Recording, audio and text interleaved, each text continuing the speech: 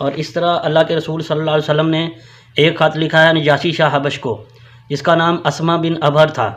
احادیث مبارکہ میں اس کا جو ہے وہ نام ذکر ہے۔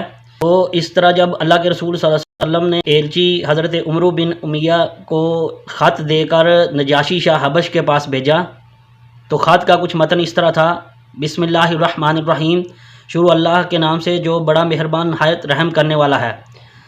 اور خط محمد صلی اللہ علیہ وسلم کی طرف سے نجاشی شاہ حبش کے نام، اور اس پر سلام جو ہدایت کی پیروی کرے، اللہ اور اس کے رسول پر ایمان لائے۔ میں شہادت دیتا ہوں کہ اللہ کے علاوہ کوئی معبود نہیں، اور نہ اس نے کوئی بیوی اختیار کی نہ لڑکا، اور میں اس چیز کی بھی شہادت دیتا ہوں کہ محمد صلی اللہ علیہ وسلم اللہ کے بندے اور رسول ہیں، اور میں تمہیں اسلام کی دعوت دیتا ہوں کیونکہ میں اسلام کا رسول ہوں، لہٰذا اسلام لاؤ، سلامت رہو گے۔ اے اہل کتاب، تعالوا إلى كلمات سواء بيننا وبينكم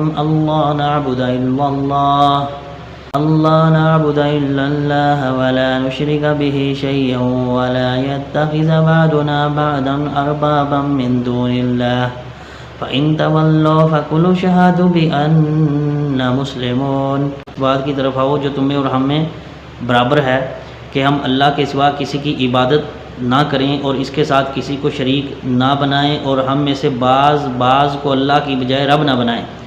پس اگر وہ منہ موڑیں تو کہہ دو کہ ہم تو مسلمان ہیں۔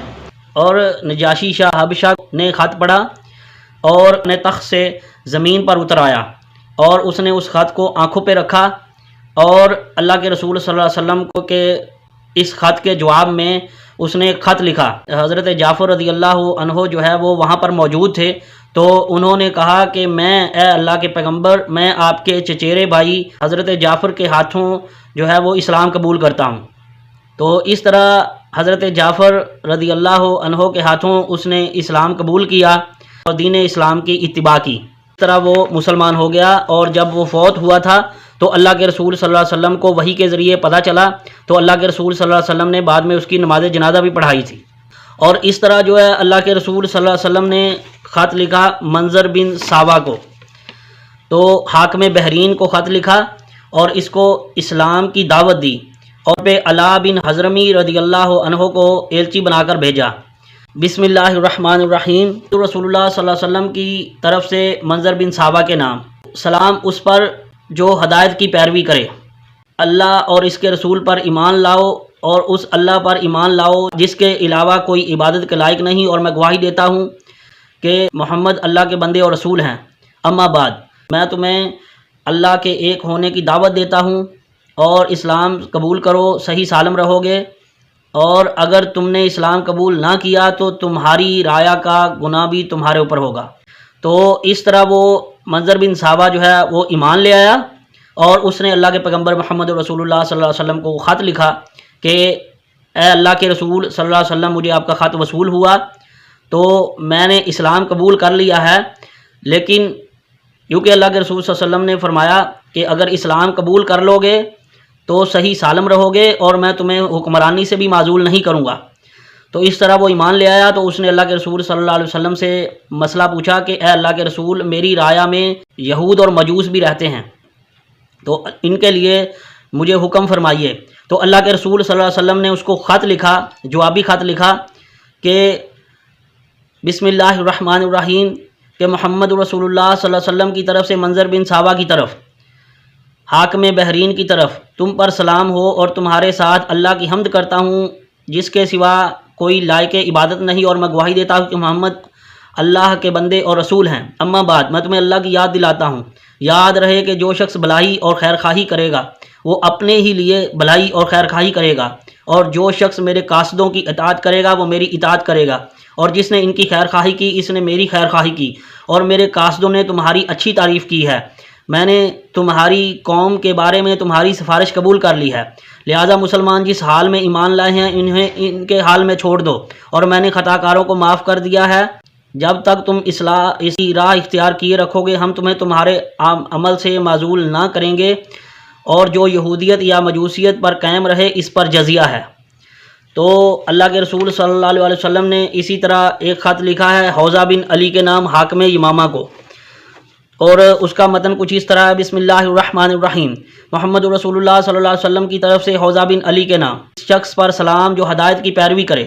تمہیں معلوم ہونا چاہیے کہ میرا دین اونٹوں اور گھوڑوں کی رسائی کی آخری حد تک غالب آ کے رہے گا، لہذا اسلام لاؤ، صحیح سالم رہو گے، اور تمہارے ماتحت جو کچھ رہے گا اسے ہم تمہارے لیے برقرار رکھیں گے۔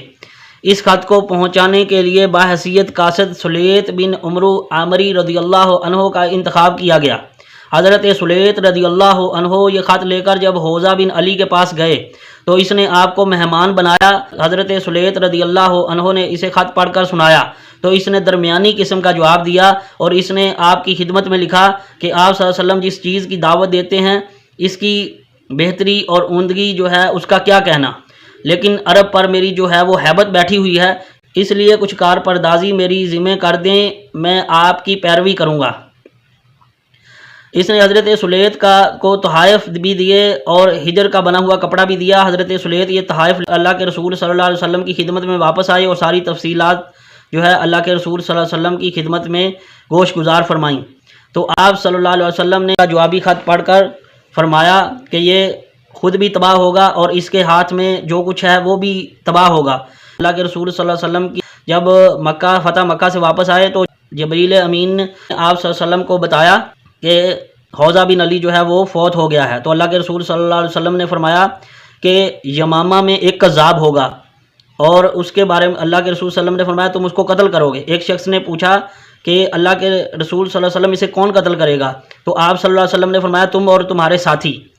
تو اللہ کے رسول صلی اللہ علیہ وسلم نے بتا دیا تھا کہ یمامہ میں جو ایک مسلمہ کذاب جو ہے وہ ایک دعویٰ نبوت کرے گا، وہ پہلے سے ہی اللہ کے رسول صلی اللہ علیہ وسلم نے جبرائیل علیہ السلام کی جو خبر تھی وہ صحابہ کو بتا دی۔ اللہ کے رسول صلی اللہ علیہ وسلم نے ایک خط حارث بن شمر غسانی کو لکھا حاکم دمشق کے نام۔ خط کا متن کچھ اس طرح تھا: بسم اللہ الرحمن الرحیم، محمد رسول اللہ صلی اللہ علیہ وسلم کی طرف سے حارث بن ابی شمر کی طرف اس شخص پر سلام جو ہدایت کی پیروی کرے اور ایمان لائے اور تصدیق کرے، اور میں تمہیں دعوت دیتا ہوں کہ اللہ پر ایمان لاؤ جو تنہا ہے، اس کا کوئی شریک نہیں، اور تمہارے لیے تمہاری بادشاہی قائم رہے گی۔ یہ خط حضرت شجاع بن وہب رضی اللہ عنہ لے کر اس کے پاس پہنچے۔ جب یہ خط حارث کو دیا گیا تو پڑھنے کے بعد اس نے تکبرانہ جواب دیا اور کہا مجھ سے میری بادشاہت کون چھین سکتا ہے، اور وہ ہدایت پانے والوں میں سے نہ ہوا۔ شاہ عمان کے نام خط کے دونوں کے والد کا نام جلندی تھا۔ خط کا متن کچھ اس طرح ہے: بسم اللہ الرحمن الرحیم، محمد رسول اللہ صلی اللہ علیہ وسلم کی طرف سے جلندی کے دونوں صاحبزادوں جعفر اور عبد کے نام، سلام اس پر جو ہدایت کی پیروی کرے۔ اما بعد، میں تم دونوں کو اسلام کی جانب دعوت دیتا ہوں، اسلام لاؤ، صحیح سالم رہو گے، کیونکہ میں تمام انسانوں کی جانب اللہ کا رسول ہوں، تاکہ جو زندہ ہے اسے انجام بس سے بجایا جائے اور کافرین پر حق کا حق ہونا ثابت ہو جائے، اور اگر تم اسلام قبول کر لو گے تو میں تم کو تمہاری حاکمیت سے معزول نہیں کروں گا، اور اگر تم دونوں نے اسلام کا اقرار کرنے سے گریز کیا تو تمہاری بادشاہت ختم ہو جائے گی، تمہاری زمین پر گھوڑوں کی یلغار ہوگی، اور تمہاری بادشاہت پر میری نبوت غالب آ جائے گی۔ اس خط کو لے کر جانے والے ایلچی حضرت عمرو بن عاص رضی اللہ عنہ کا انتخاب ہوا۔ انہوں نے کہا کہ میں روانہ ہو کر عمان پہنچا اور اب سے ملاقات ہوئی، اور دونوں بھائیوں میں زیادہ دور اندیش اور نرم خو عقل رکھنے والا آدمی تھا۔ میں نے کہا کہ میں تمہیں اور تمہارے بھائی کی طرف اللہ کے رسول صلی اللہ علیہ وسلم کا پیغام لایا ہوں۔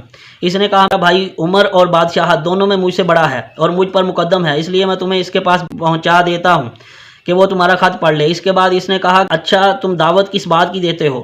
تو میں نے کہا ہم ایک اللہ کی طرف بلاتے ہیں جو تنہا ہے، جس کا کوئی شریک نہیں، اور اس کے علاوہ جس کی پوجا کی جاتی ہے، اس کو چھوڑ دو اور گواہی دو کہ محمد رسول اللہ صلی اللہ علیہ وسلم اللہ کے بندے اور رسول ہیں۔ عبد نے کہا ہے عمرو تم اپنی قوم کے سردار کے صاحبزادے ہو، بتاؤ تمہارے والد نے کیا کیا؟ تو کیونکہ ہمارے لیے اس کا طرز عمل جو ہے لائق اتباع ہے۔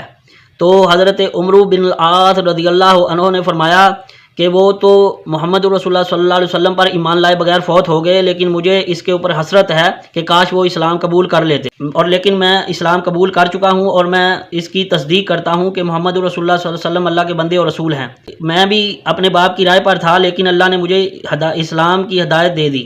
عبد نے کہا کیا تم نے کب اس کی پیروی کی؟ میں نے کہا ابھی جلد ہی۔ اس نے دریافت کیا کہ تم کس جگہ اسلام لائے؟ میں نے کہا کہ نجاشی کے پاس، اور بتلایا کہ نجاشی بھی مسلمان ہو چکا ہے۔ عبد نے پوچھا اس کی قوم نے اس کی بادشاہت کا کیا کیا؟ میں نے کہا اسے برقرار رکھا اور اس کی پیروی کی۔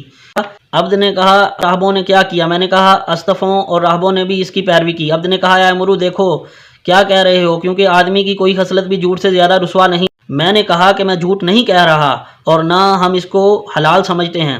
تو عبد نے کہا کل کو نجاشی کے اسلام لانے کا علم نہیں ہوا؟ میں نے کہا کیوں نہیں؟ عبد نے کہا تمہیں کیسے یہ بات معلوم ہوئی؟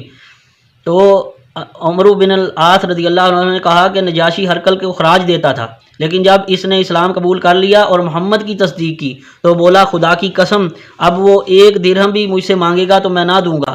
کہ اس کی بات کی خبر ہرقل روم کو ہوئی تو اس کے بھائی یناک نے کہا کہ تم اپنے غلام کو چھوڑ دو گے کہ وہ تمہیں خراج نہ دے اور تمہارے علاوہ کسی دوسرے شخص کو کہ نئے دین کو اختیار کر لے؟ ہرقل نے کہا کہ ایک شخص ہے جس نے ایک دین کو پسند کیا ہے اور اسے اپنے لیے اختیار کر لیا ہے، اور اب میں اس کا کیا کر سکتا ہوں؟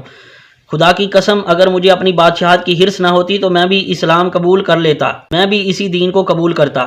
عبد نے کہا دیکھو کیا کہہ رہے ہو؟ عمرو نے کہا واللہ میں سچ کہہ رہا ہوں۔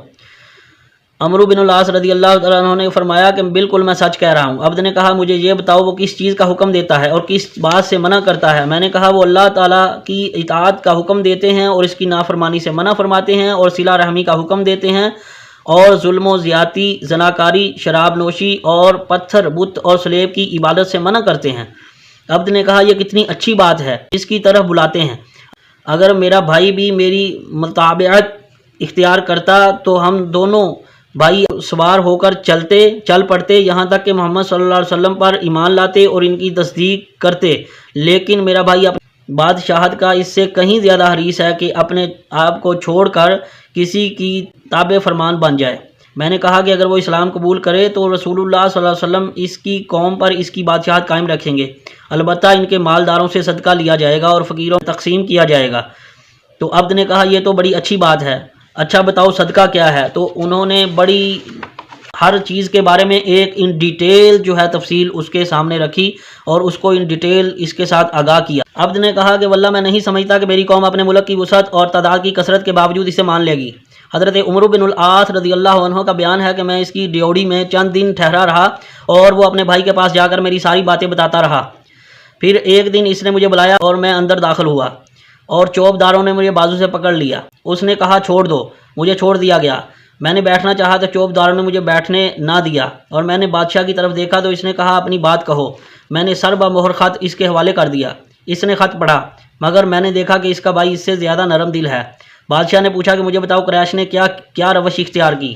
تو میں نے کہا کہ ان کی اطاعت گزار ہو گئے ہیں، اور کوئی دین سے رغبت کی بنا پر اور کوئی تلوار کے خوف سے، کیونکہ یہ جب خط اللہ کے رسول صلی اللہ علیہ وسلم نے لکھا تھا تو فتح مکہ کی واپسی کے اوپر جو ہے وہ یہ خط اللہ کے رسول صلی اللہ علیہ وسلم نے ان کو لکھا تھا۔ تو بادشاہ نے پوچھا ان کے ساتھ کون لوگ ہیں؟ میں نے کہا وہ سب لوگ جنہوں نے اسلام قبول کر لیا ہے، وہ ہر چیز پر اس کو ترجیح دیتے ہیں، اور اگر تم نے اسلام قبول نہ کیا اور محمد کی پیروی نہ کی تو تمہیں سوار رون ڈالیں گے اور تمہاری ہریالی کا صفایا کر دیں گے، اس لیے اسلام قبول کر لو، سلامت رہو گے، اور رسول اللہ صلی اللہ علیہ وسلم تمہیں تمہاری قوم کا حکمران بنا دیں گے، اور تم پر نہ سوار داخل ہوں گے اور نہ پیادے۔ بادشاہ نے کہا مجھے آج چھوڑ دو، کل پھر آؤ۔ میں پھر اس کے بھائی کے پاس چلا گیا تو بادشاہ نے کہا کہ اگر میں اپنی بادشاہت پیادوں اور سواروں کے آنے سے پہلے چھوڑ دوں تو عرب میں سب سے کمزور سمجھا جاؤں گا، اور اگر ان کے سوار یہاں پہنچ گئے تو ایسا رنگ پڑے گا کہ جس کا ان کے پہلے سابقہ نہیں پڑا ہوگا۔ عبد نے اپنے بھائی کو سمجھایا کہ دیکھو جن لوگوں نے اسلام قبول کر لیا ہے ان کے مقابلے میں ہماری حیثیت کچھ بھی نہیں ہے، لہٰذا اسلام قبول کر لو۔ دونوں بھائیوں نے اسلام قبول کر لیا اور آپ صلی اللہ علیہ وسلم کی تصدیق کی۔ عمرو فرماتے ہیں کہ مجھے انہوں نے صدقات حاصل کرنے کے لیے فیصلوں میں آزاد چھوڑ دیا، اور جو اطاعت سے گریز کرتا تھا اس کے خلاف میری مدد کرتے تھے۔